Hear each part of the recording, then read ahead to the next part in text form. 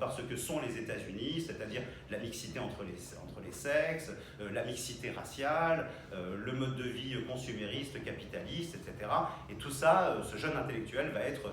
Et puis aussi, certainement, un sentiment d'éceulement, où il ne parvient pas véritablement à tisser des liens durant son exil américain. Lorsqu'il revient, eh bien, il est totalement fanatisé. Il va commencer à écrire, disons, des pamphlets, des essais théoriques sur ce que doit être désormais l'islam des frères musulmans, avec deux concepts fondamentaux qui vont être vraiment à la base du djihadisme contemporain, et notamment de la fabrication d'Al-Qaïda notamment, qui est véritablement une extension, enfin une excroissance, un produit issu des frères musulmans, de même que la Jama'a al-Islamiyya et Al-Jihad, qui sont directement issus des frères musulmans, et qui sont les deux organisations qui vont perpétrer l'attentat contre le président Sadat, dans le but de faire une révolution de type iranien. Et je reviendrai très rapidement sur la question iranienne qui est absolument fondamentale.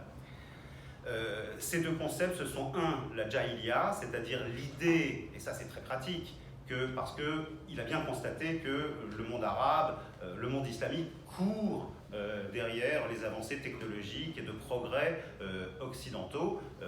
Saïd Qutb va dire non. Ça c'est une régression, c'est le progrès à l'occidental, c'est la barbarie, et le véritable progrès, c'est le retour à l'islam originel des salafs. Donc ça règle tous les problèmes, et c'est extrêmement pratique et évidemment extrêmement convaincant. Le deuxième concept, c'est le djihad offensif. Vous savez qu'en islam, le djihad normalement n'est que défensif. Il est licite à partir du moment où une terre sacrée, ou prétendument sacrée, islamique, est attaquée par, disons, des éléments extérieurs, des envahisseurs.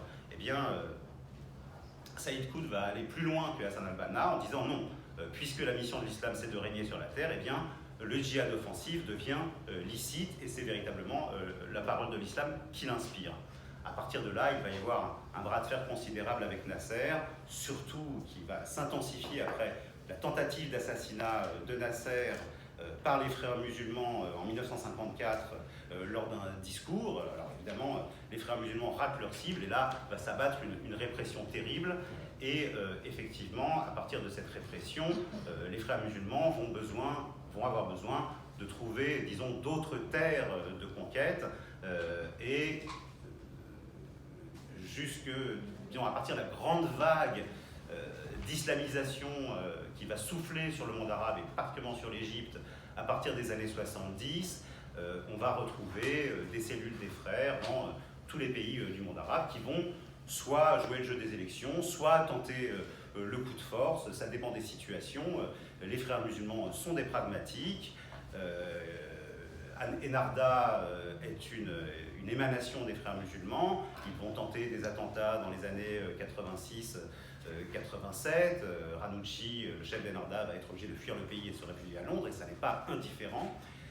Il va y avoir évidemment ce qui s'est passé aussi en Jordanie avec la grande répression de 1982, tentative de prise du pouvoir, de coup de force des frères musulmans au préalable.